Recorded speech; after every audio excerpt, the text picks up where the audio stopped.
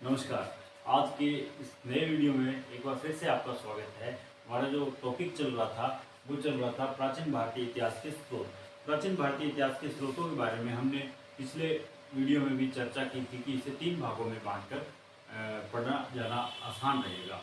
तो ये 3 भाग मैंने आपको बताए थे: पुरातात्विक स्रोत और साहित्यिक स्रोत और विदेशी यात्रियों का विवरण। पुरातात्विक स्रोतों के अंदर हम इसे अलग अलग भागों में बांटकर पढ़ेंगे। तो जो अभिलेख थे वो हमने पिछले वीडियो में पढ़ लिए थे। इस वीडियो में हम सिक्कों का और मूर्तियों का, चित्रकला का, स्मारक भवनों का और अन्य जो महत्वपूर्ण या अवशेष या सामग्री मिलती है उसका अध्ययन करेंगे। तो अगर हम बात करें यहाँ पर अभिलेखों की, तो अभिलेख हम विस्तृत रूप से पिछले वीडियो में पढ़ चुके हैं।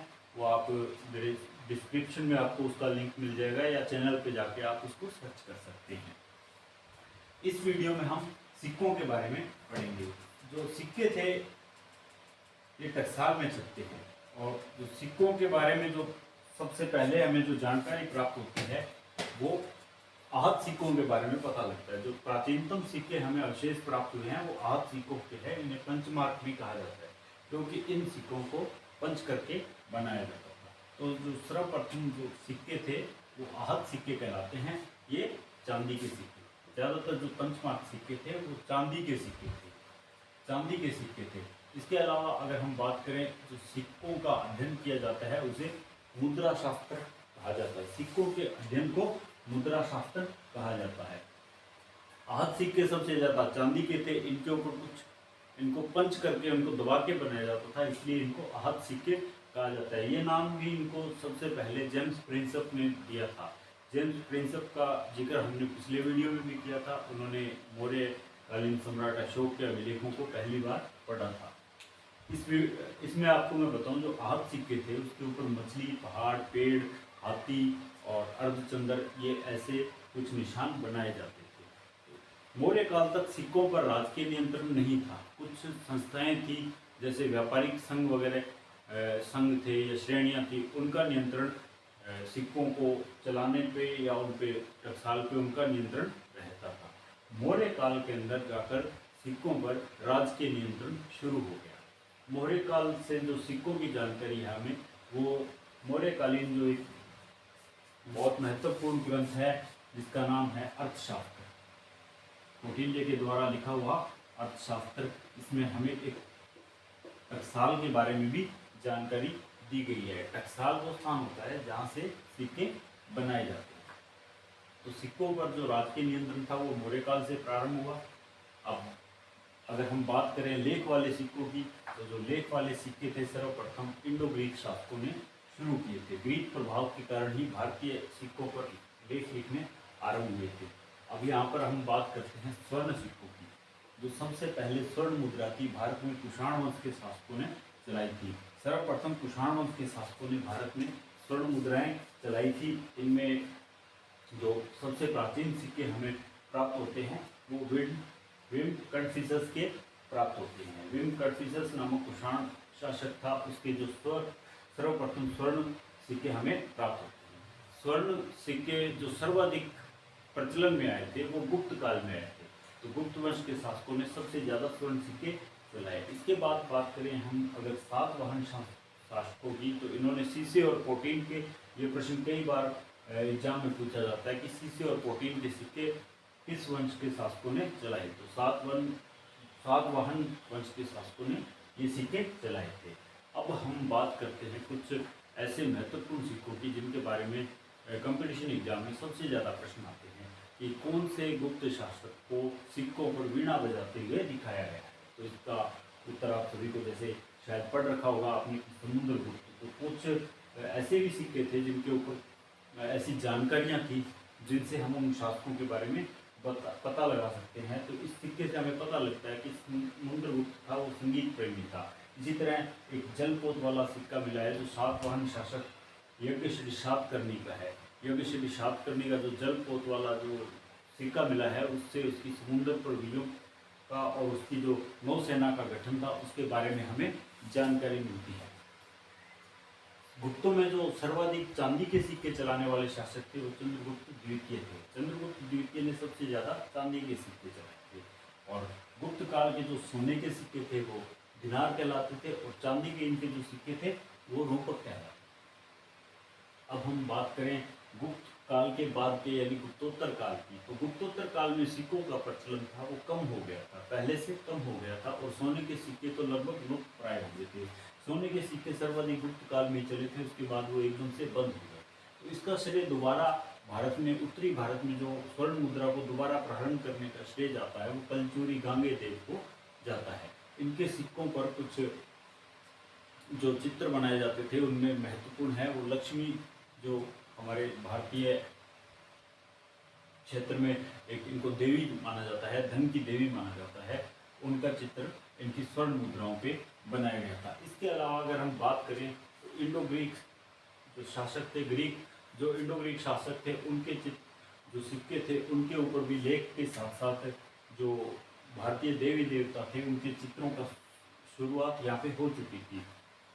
ठीक है, इसके बाद अगर हम बात करें सिक्कों के बारे में, तो सिक्कों के बारे में हम जो आगे के टॉपिक्स करेंगे, जिस प्रकार हम शासक पढ़ेंगे उनके काल में चलने वाले सिक्कों का बाकी अध्ययन हम उनके साथ साथ करेंगे। इस टॉपिक में हम सिक्कों के बारे में इतना ही अध्ययन है वो सफिशिएंट है। अब अगला टॉपिक है हमारा मूर्तियाँ। मूर्तियों का जो प्रारंभ है वो भी कुषाण काल से भारत में माना जाता है। कुषाण काल में जो मूर्तियों की शैली थी वो गांधार और मथुरा शैली नामक जो अलग अलग जगह पर अलग अलग प्रकार से मूर्तियां बनाई जाती थी उसका नामकरण किया हुआ था। गांधार शैली थी, ये थोड़ा सा इस पर विदेशी झलक हमें मिलती है, इस पर कुछ मूर्तियां बनी हुई है उसमें विदेशी झलक मिलती है। और मथुरा शैली है वो बिल्कुल पूर्णतः स्वदेशी शैली है, मूर्ति निर्माण की पूर्णतः जो स्वदेशी शैली है मथुरा शैली है। अब गुप्त काल और गुप्तोत्तर काल में भी मूर्तियों का निर्माण हुआ था।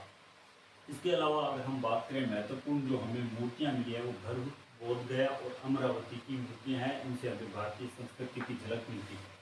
अगर मूर्तियों के बाद बात करते हैं अगले पुरातात्विक स्रोत, उसमें हम चित्रकला को भी मान सकते हैं। चित्रकला में जो आदिकालीन आदि मानव था वो गुफाओं में रहता था, वहाँ भी कुछ चित्रों के अवशेष मिले हैं। मध्य प्रदेश और राजस्थान के पहाड़ी इलाके में कुछ जगहों पर कंदराएं मिली हैं, उनके अंदर भी कुछ ऐसे शिकार से संबंधित वगैरह चित्र बने हुए हैं।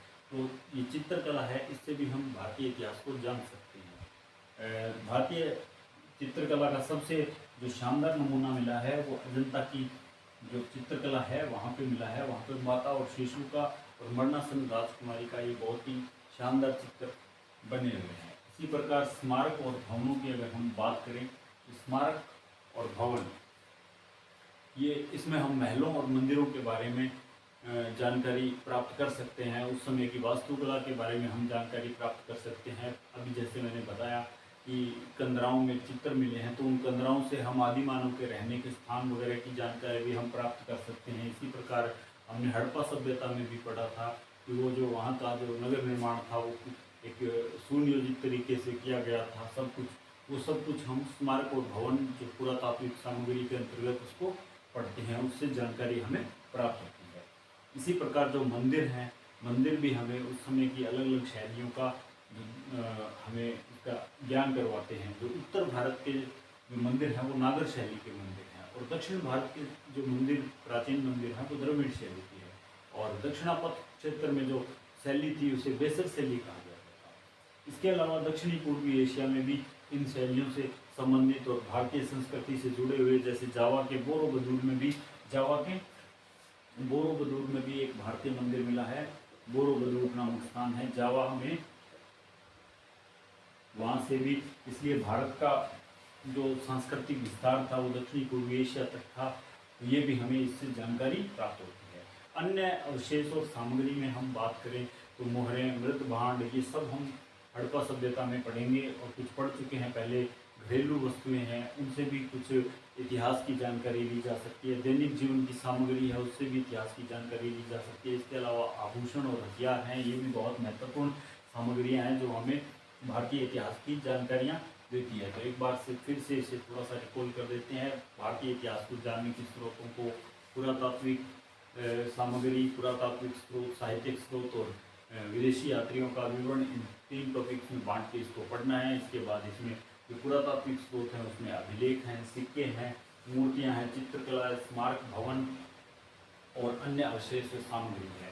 इसमें सिक्कों के अध्ययन को मुद्रा शास्त्र कहा जाता है। जो सबसे प्राचीन सिक्के हमें प्राप्त हुए हैं उन्हें हम आहत सिक्के कहते हैं या पंचमार्क कहते हैं, क्योंकि इन्हें आहत करके या पंच करके इन्हें बनाया जाता था। इनके ऊपर कुछ विशेष प्रकार के चित्र अंकित होते थे। उसमें मछली, पेड़, पहाड़ी, ये सब कुछ, हाथी, सांड, अर्धचंद्र की आकृतियाँ होती थी।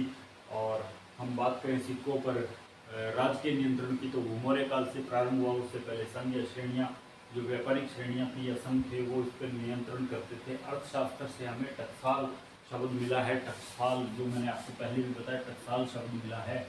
इसके अलावा हम जब मौर्य काल का प्रशासन पढ़ेंगे तो हम उसमें रूपदर्शक नामक एक अधिकारी का और लक्षणाध्यक्ष नामक एक अधिकारी का भी हम जिक्र करेंगे।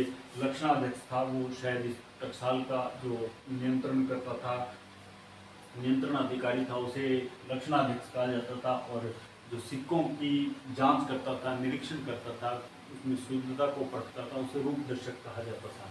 इसी प्रकार ग्रीक प्रभाव से भारतीय जो सिक्के थे उनमें लेखन कला का जो प्रारंभ हुआ था। लेख वाले सिक्के आने शुरू हुए थे। सिक्कों से हमें, जो लेख वाले सिक्कों से हमें बहुत ज़्यादा जानकारियाँ प्राप्त होती है। इससे हम किसी भी शासक के शासनकाल के बारे में तथा अन्य महत्वपूर्ण जानकारियों को पता लगा सकते हैं। ये सिक्के ग्रीक प्रभाव से भारत में शुरू हुए थे। सबसे पहले जो लेख वाले सिक्के हैं वो इंडो ग्रीक शासकों के द्वारा जारी किए गए थे। इंडो ग्रीक शासकों द्वारा जारी किए गए थे। इनके सिक्कों पर लेखन के साथ साथ इन पे भारतीय देवी देवताओं के चित्र भी इन पे प्रचलित हैं।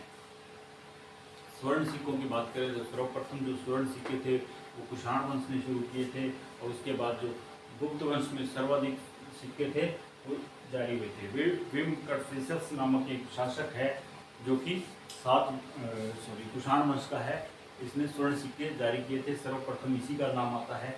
इसके पश्चात सातवाहन वंश था, उसने सीसे और प्रोटीन के सिक्के जारी किए थे। ये प्रश्न कई बार कंपटीशन एग्जाम में आया है। समुद्रगुप्त को सिक्कों पर वीणा बजाते हुए दिखाया गया है। यज्ञ श्री सातकर्णी के सिक्कों पर जलपोत है। इससे इसके नौसेना गठन के बारे में जानकारी मिलता है और इसके समुद्र वीरों के बारे में जानकारी मिलती है। गुप्त वंश में सबसे ज़्यादा सोने के सिक्के चले थे, लेकिन गुप्त वंश में सबसे ज़्यादा चांदी के सिक्के चंद्रगुप्त द्वितीय के काल में चले थे। सोने के सिक्कों को गुप्त काल में दिनार कहा जाता था और चांदी के सिक्कों को रूपक कहा जाता था।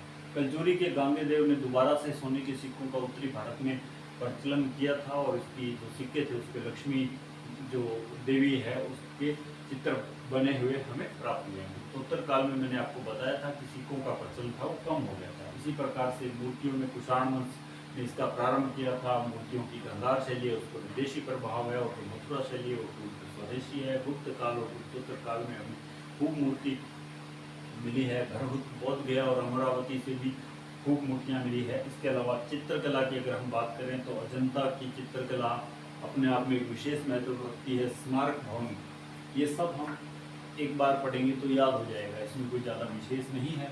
तो आशा करता हूँ कि अब आपको जो पुरातात्विक स्रोत वाला टॉपिक है वो आज हमारा पूर्ण हो गया है।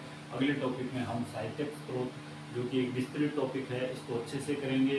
इसको बहुत अच्छे से करेंगे। साहित्यिक स्रोत में सबसे ज़्यादा प्रश्न आते हैं, इसलिए उम्मीद है अगर ये आपको मेरा वीडियो पसंद आया है तो आप इसे लाइक शेयर कीजिए, और मेरे चैनल जो कि टेलीग्राम पर और यूट्यूब पर Baldev study with Baldev sir के नाम से है उसको सब्सक्राइब कीजिए। Thank you.